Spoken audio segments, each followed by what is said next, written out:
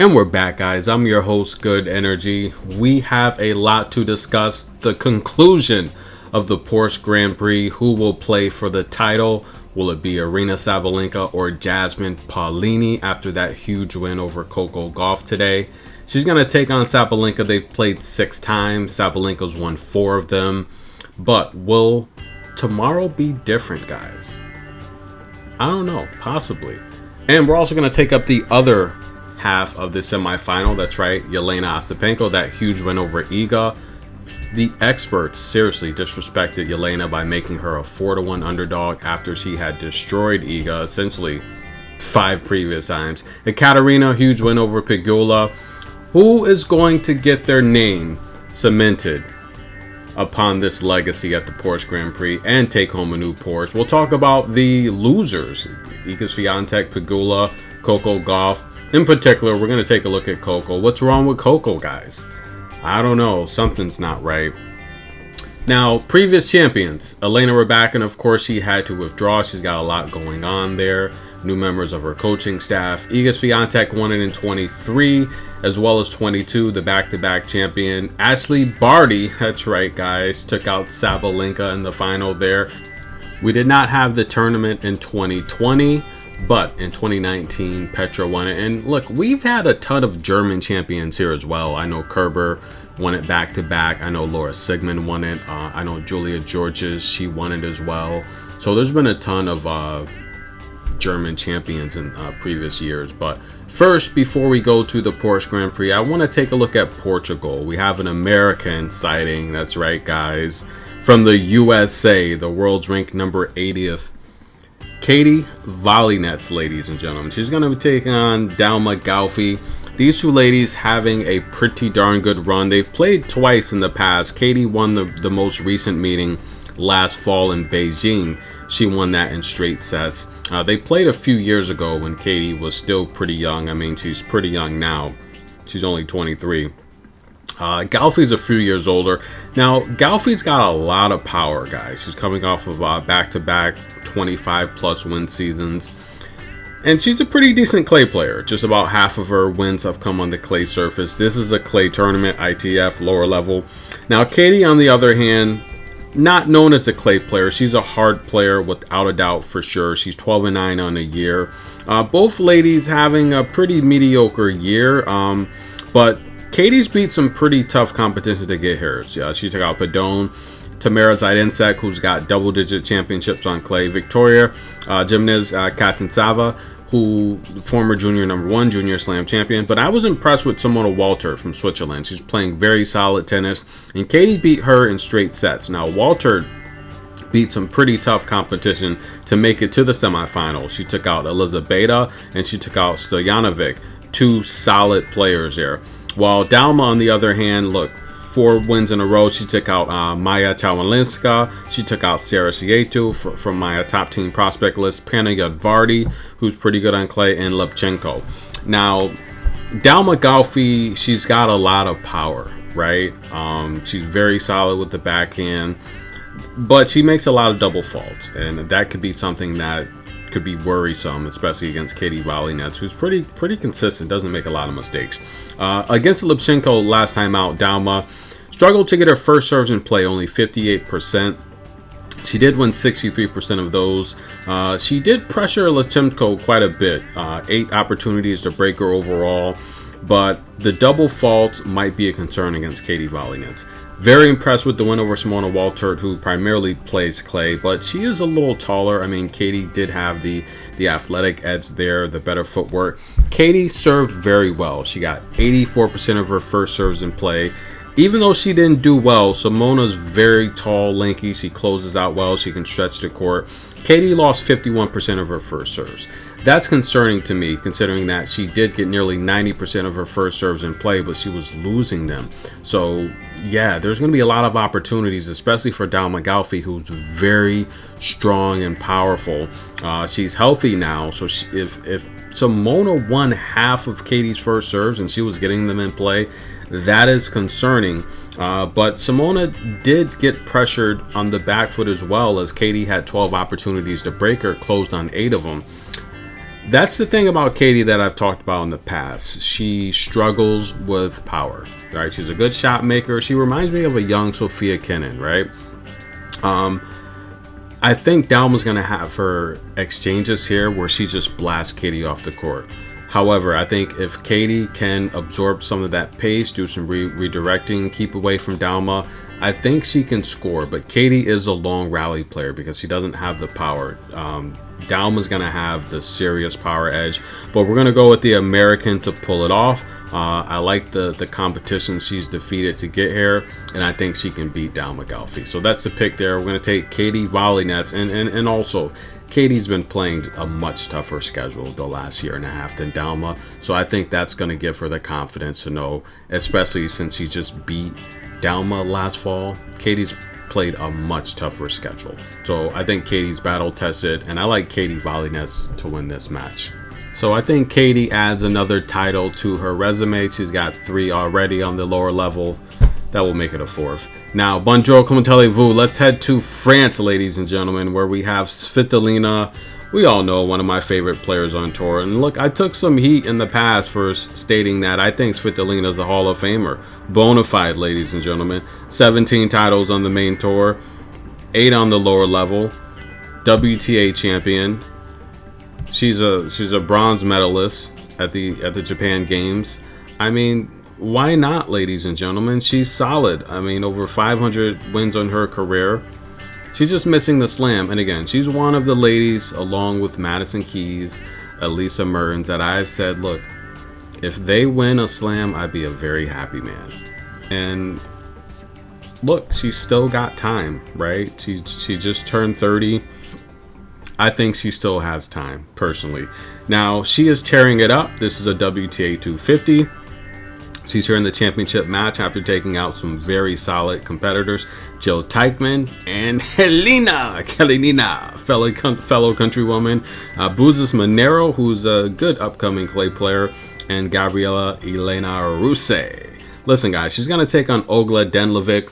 Yes, Alicia Parks set the record serve against her at the US Open a few years back. Olga's from Serbia. She's 24. She's been as high as rank 35. We all know Svitolina's been as high as rank 4. I know, guys, her chance to probably win that Grand Slam 2019 at the US Open, where Serena destroyed her. We were there live. Tickets cost a fortune. They're probably even more now with inflation, but I think she probably would have beat Bianca if she would have got past Serena. And we all know Bianca would end up beating Serena. Serena was just off that day. She didn't look herself, but you could tell she was going to lose that match. I mean, it was like a pick'em, 50-50. I'm like, this doesn't look good for Serena. And BB was just playing so good. So welcome back, BB. We missed you. Listen, Olga's 13-5 on the year. She's 9-0 on clay. Clay is her favorite surface. Over 50% of her wins come on the clay surface.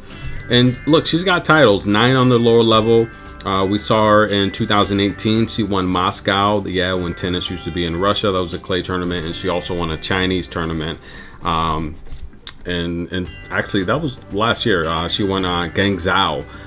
That was a 250, and she beat Carolyn Dolehide. And again, Carolyn Dolehide, I don't know why she played that tournament. She just did well, I want to say, in Mexico when she made the final against the Greek goddess. And I don't know why she played that tournament, to be honest with you. She didn't need the points. I felt she should have been rested, and she's just completely she didn't look like she wanted to play that final, but I don't know, maybe she was injured. But nonetheless, Olga, listen, guys, she's left-handed, and she's going to be dropping bombs against Svitolina. She plays very aggressively. She plays like a Bernarda Pera. She plays like a Arantxa Rus. She plays very aggressive and powerful, looking for winners down the line. But if you've watched tennis this week at all, you know we've all been just praising Svitolina for how dominant she's been. She's served up a bagel to Gabriela Elena, who's a very good defensive player. She's got very she's just got long rallies. She's very passionate. She's very mentally tough. She doesn't give up. She keeps fighting, much like a Jasmine Paolini. You know, those ladies always played those Cluj-Napoca Romania tournaments, and they're just always fighters. Svitolina destroyed her. 5 aces, guys. She won nearly 80% of her first serves. 11 opportunities to break Gabby. She won 5 of them. Now, Olga, if you've watched her play, she's aggressive, guys. She's like a Camilla Giorgi, right? 3 aces. She won 65% of her first serves against Susan Layman, who was playing very, very good tennis. 7 opportunities to break her. 65% on the first and 65% on the second serves for Olga. I don't think that's going to do it against Svitolina. Svitolina wants to extend the rallies. Olga wants to step up aggressively and hit winners. Olga can hang in there with the rallies. I think Olga's going to have the power edge. And we talk about power versus shot making. Well, this is going to be one of those matches, though. The problem is Svitolina is a very experienced veteran. She can absorb pace, she can redirect, and she can buy herself time in these rallies. The longer the rally goes on, the less percentage Olga's going to have to win these exchanges. I think Svitolina is going to get another title. This is going to be number 18. And yes, guys, she's a bona fide Hall of Famer. I like Svitolina to defeat Olga Danlovic. Now let's switch gears to the Porsche Grand Prix. In particular, I want to take a look at the number 2, 3, and number 4 seeds. Iga, Pegula, and Coco. Iga. Okay, the loss today against Aryna Sabalenka. Should we make much of it? I'm going to say no. And the reason I'm going to say no is Iga still has 3 titles to defend, right? She's got Rome, Madrid, and the French Open. She dominated clay season last year. In fact, she's dominated clay season essentially the last few years, right? She's winning 90% of her matches on clay. She's won this tournament twice already. And I think they stacked her draw purposely, right?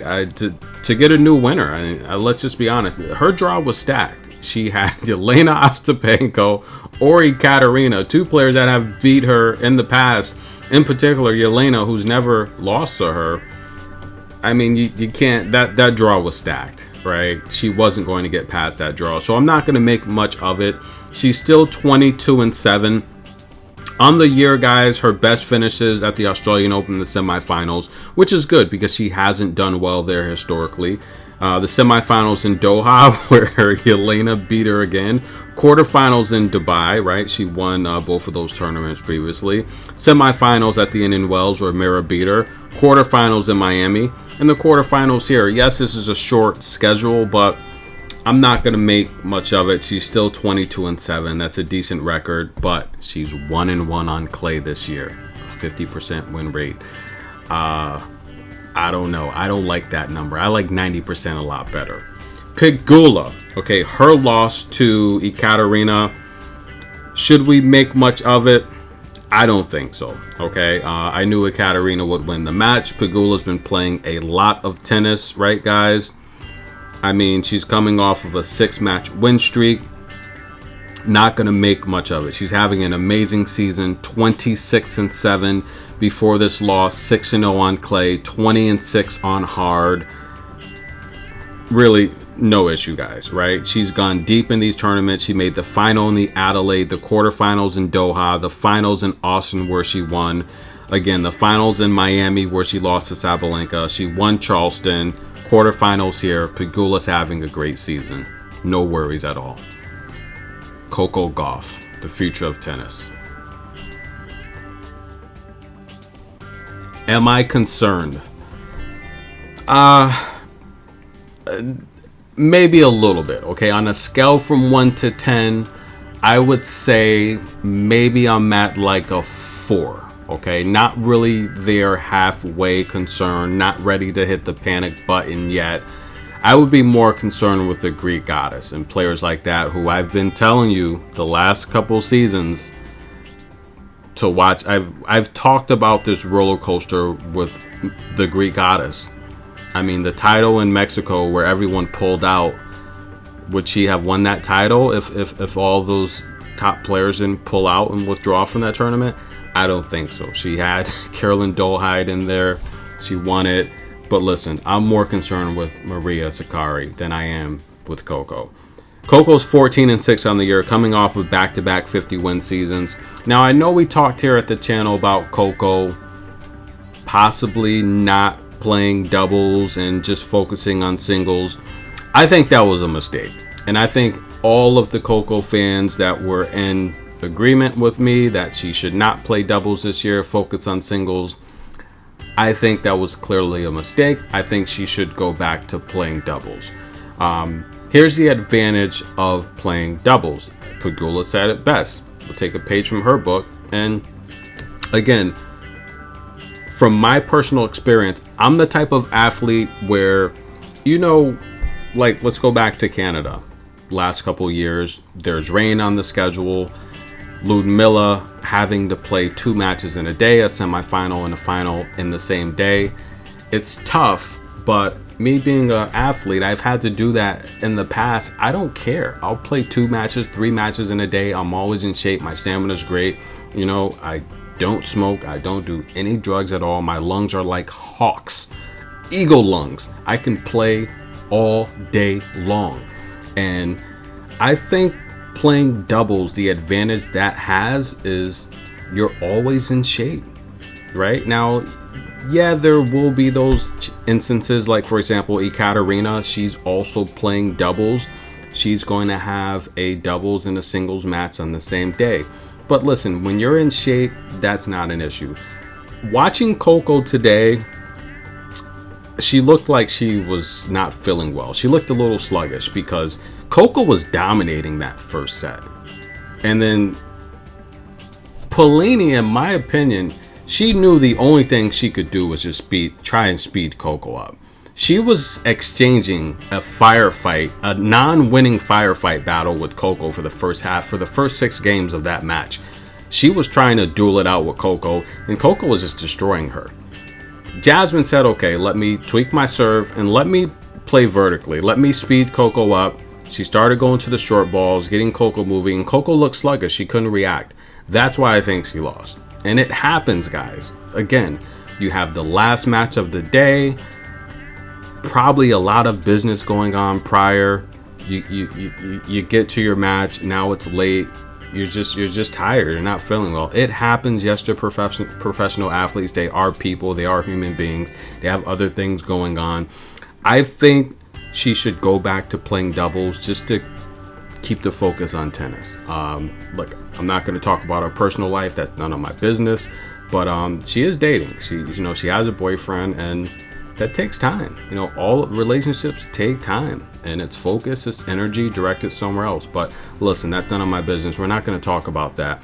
I just think that, yeah, she should go back to playing doubles. Pegula said it best. Playing doubles, again, it also acts as practice because you're playing an actual match at actual game speed. Doubles is actually faster.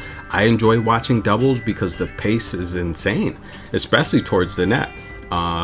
Your hand-eye coordination, your reaction time, your defense is always sharpened and improved from playing those extra doubles matches. And they're playing high level. Coco and Pegula, they were high-ranked doubles players, #1 at one point, and they're playing the best of the best. So it just keeps her sharp.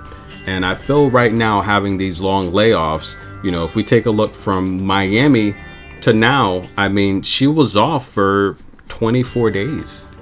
24 days, guys. That's a long time to not play tennis. From the Indian Wells to Miami, she was off for 8 days. Okay? So essentially, she's had 30 plus days the last 2 tournaments inactive. And then take a look from Dubai to the Indian Wells, where she had 20 days. The last 3 tournaments, she's had 50 days of not playing tennis. I think she should go back to playing doubles because I don't like the schedule. I think she should have played Romania this year. She probably would have won that. That's indoor hard. So I just think I don't like her schedule. I think there's too much time off. She's young, and look, she enjoys to have a life. She's been working hard for the last decades. She was 11, 12 years old. It's been nonstop. So I think she should have a good time, enjoy her life. This is just a game. It's just a sport. But I do think she should go back to playing doubles. 50 days off the last 3 tournaments. That's too much time, guys. And we saw it today where the fastest player in the world, Coco Gauff, the best defender in the world, Coco Gauff, the best footwork in the world, Coco Gauff, She's a little bit sluggish today, and that's just honest. That's fair criticism. Jasmine's a good player, but I know Jasmine's game, and this has nothing to do with Jasmine's ability today. It just had to do with Coco being sluggish. I don't think she felt good today, because her reactions on her facial expressions, it told me that maybe she was a little bit under the weather. But again, I'm not worried. We're not going to hit the panic button. I just think she needs to play more tennis. She needs to be a little bit more active. And listen, guys, like, why not? Why not show up at the Billie Jean King Cup qualifiers? Why not play with Haley Baptiste, one of your best friends, right? Motivate her. Let the fans see you up close and destroy some of these younger competitors to stay in shape. I think that'd be amazing. Get a top star like Coco to play the Billie Jean King Cup qualifiers and head to Germany. That would have been huge. But I think she just needs to play a little bit more tennis. I think she should go back to playing doubles. What do you guys think? Comment below. And let's get down to the semifinals. Let's go, ladies and gentlemen. Now, the first half of the semifinal, two ladies very familiar with each other 10 times. That's right, guys. Ekat, ranked 22nd on the World Tour. Jelena Ostapenko, ranked 24th. These ladies are neck and neck. Now, overall, in terms of clay, Ekat 181 wins on clay, just about half of her career total, but she's regarded as a hard court player. Jelena Ostapenko, 143 wins on hard, but a lot of people don't realize she prefers hard, but she is a French Open champion, where we saw her defeat Simona Halep years ago when she was a teenager. A lot of people look at that older footage and they see like a very thin Jelena Ostapenko, and they say what happened. It's to our knowledge a medical condition, possibly diabetes or something, but she doesn't speak too much about it. So she's put on weight, but she's always had a heavy racket. She's always had a lot of power, and as she said today in her post-match interview after defeating Iga, she's a pretty good clay player as well. That's right, guys. She won Paris. Now, on the year, she's 4-1 on clay. She's defeated Diana Yastremska. I mean, that was pretty much a walkover, so you can't really count that match. But she did win the first set 6-3, and she was up 3-love in the second set. Aside from that, huge win over Emma Navarro. No one thought she could defeat Emma Navarro. But again, we talk about shot making ability versus power. Listen, if someone's just completely stronger than you and you can't handle their pace, that's going to affect your whole entire game. You're not going to be able to get into a rhythm. You're not going to be able to return. That's what Jelena does. And we saw that against Iga Swiatek. It did go 3 sets, and she's gone 3 sets her last couple matches. Now, watching her face Iga, you can see the type of pressure she puts on opponents. But this is going to be a different matchup against Ekat. Iga plays best inside the court, while Ekat can stretch you. She can stretch you vertically, horizontally. She has good angles, but she can play 5 to 10 feet behind the baseline. She has the range. That's the big difference from Iga Swiatek. I'm not saying that Ekat is a better tennis player than Iga, okay? She doesn't have the accolades, and she said it herself. This is possibly the best tennis she's faced. This is possibly the best tennis she's played, as she's defeated 2 top 10 players, Pegula and Erica Andreeva, back-to-back, and a top 20 player, fellow countrywoman Ludmila Samsonova. So I won't necessarily say this is the best tennis she's played, because, I mean, she knows Ludmila's game. Erica, again, a fellow countrywoman, but she's still young. I mean, I know she's doing a lot of great things, but there is a lot of power on Ekaterina's racket compared to Mira. There's a big power difference and experience difference as well. And Pegula's big time, but she's defeated Pegula in the past. Against Pegula, she played very well. Ekaterina, that is. And yes, she's also playing doubles, so she's going to have to watch her rest and recovery. It's going to be a quick turnaround. But against Pegula, a bagel in the first set, insane. 6 aces, she won nearly 80% of her first serves, 73% of her second serves, 18 opportunities to break Pegula. That's a lot of pressure. Against Iga Swiatek, Jelena's numbers aside from the first serve in play, which is 93%, amazing, right? Iga had only 7% opportunities to attack the second serve of Aryna Sabalenka, and that's going to be key when she plays Ekaterina, because she has a serve for best stuff. But she still did have 5 double faults versus Iga, 11 opportunities to break.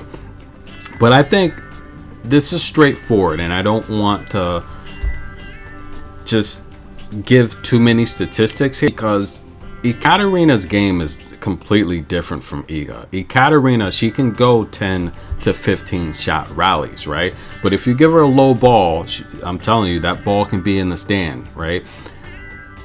But it's a different style. It's a different game. Ekaterina can baseline. She can stretch the court. She's got a forehand. She has angles. She has a much stronger, more aggressive serve. She can stretch the court. And she's fearless. She's very aggressive. She can thread the needle. And it's really that simple. She has the ability to go these longer rallies and force Aryna to play her style of play. That's right, guys. And the difference from Iga Swiatek, it's very tough to get under these shots from Aryna Ostapenko inside the baseline. You have a shortened court, and it's going to cause a lot of unforced errors, which is why when Iga plays Aryna, the mistakes are through the roof. Ekaterina is going to make a ton of mistakes anyway, because she plays that aggressive style. So she can miss a ball and she'll come right back at it. And I like Ekaterina to win this match outright. That's the pick, guys. Now, we all know Aryna Sabalenka can dish it, but she's going to have to show against Ekat that she can actually take it. And over the course of a 2-hour, 3-hour, even if it's 90-minute match, I like Ekaterina's chances during these longer rallies, because that's exactly what she's going to do. She's going to make Aryna Sabalenka play, because she's going to get under these balls and return them. However, she's also aggressive to where she can go down the line and win these short rallies as well. So I like the versatility of Ekaterina. I think it's going to be just a little bit too much for Aryna to handle this time out. Ekaterina wins. That's the pick. Now, the other half of the semifinal, Jasmine Paolini, aka Ciao Bella, aka Little Italy, taking on Aryna Sabalenka, the queen of hard court. But let's not forget Sabalenka, guys. She's got 450 wins on her career, only 83 on clay, but she's got a pretty good win percentage on clay. That's right, guys. Literally, for every 4 matches on clay, she's winning about 3 of them.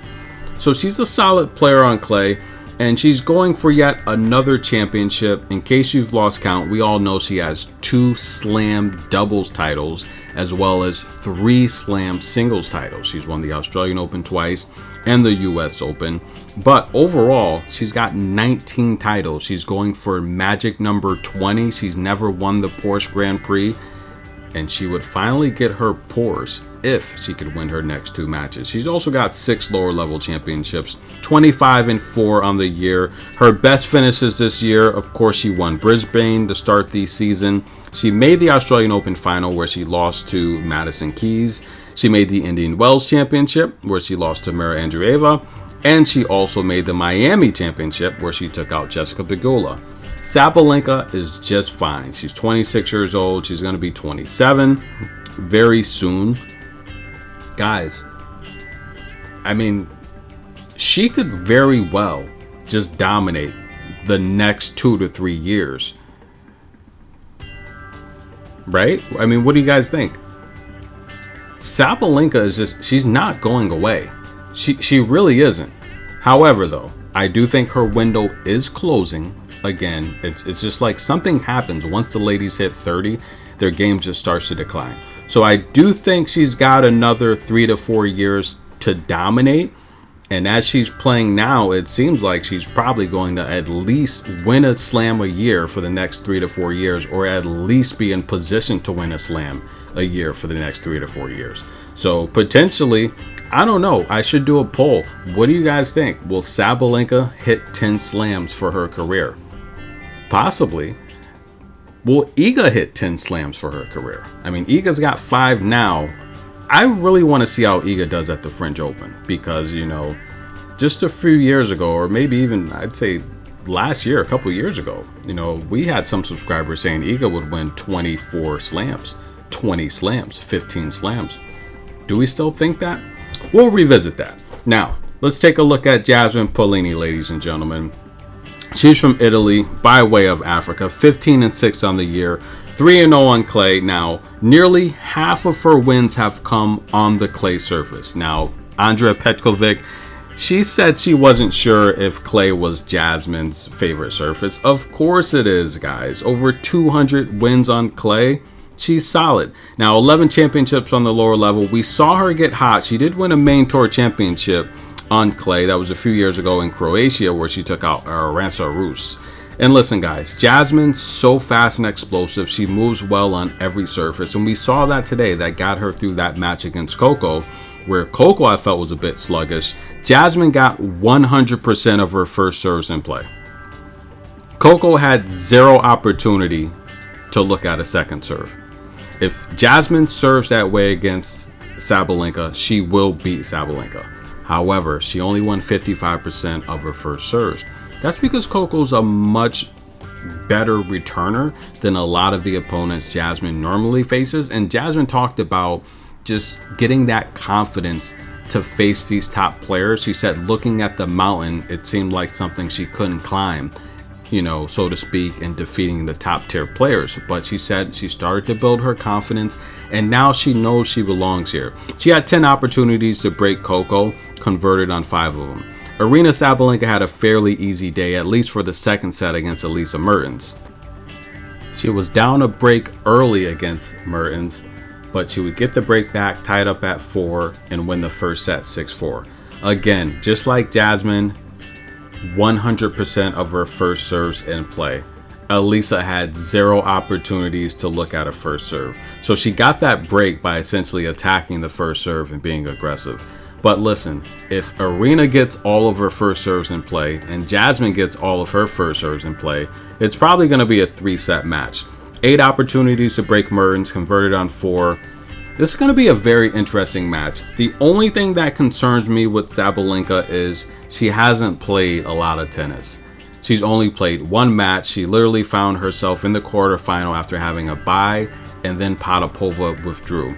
And we had essentially, I guess, you know, Good Friday, so there was no tennis yesterday, and it's just been a lot of downtime for Aryna Sabalenka, while Jasmine, on the other hand, she's been playing matches, guys. She's played 6 sets against all tough defenders, players that get balls back and make you work and have to build and construct the point, where Coco, she just had to play aggressive. So I think Jasmine's had a more balanced style this week. She's dealt with Ava and Jula throwing the kitchen sink at her, as well as Coco with her power and defense. This is a match here where I think Jasmine can beat Sabalenka outright. I really do. If she plays fast, I think conditioning and stamina may come into play, because, again, Sabalenka, she's only played 2 sets this week. That second set against Elisa Mertens was a fairly easy set. But in between Miami, again, we're talking 20 days of inactivity, and then you factor in another week here where she really hasn't played, and I think that could be an issue if this is a long match.